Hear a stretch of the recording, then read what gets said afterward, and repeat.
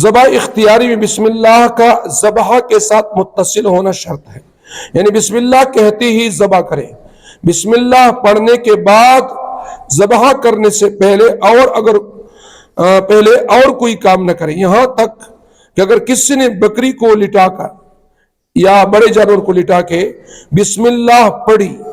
اور اس بکری کو زندہ چھوڑ کر یا اس بڑے جانور کو زندہ چھوڑ کر پھر دوسری بکری کو یا پھر دوسرے بڑے جانور کو اسی بسم اللہ سے ذبح کیا جو پہلے جانور کے لیے کہا تھا، تو وہ ذبیحہ کانا جائز نہیں ہوگا۔ یہ سڑی چیلئی گڑا یا غٹ زناور اگر قربانی ذبح دا پرسم لاؤ اور چاڑے پکے خدا اوے بسم اللہ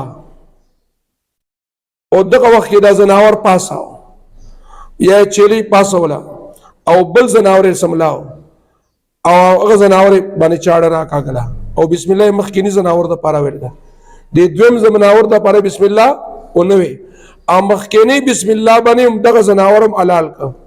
دا بسی مردارا دغه دلته د قصدن پاته شو پهرا نه د پاته شوی دا د اختیار دلتا نو لہذا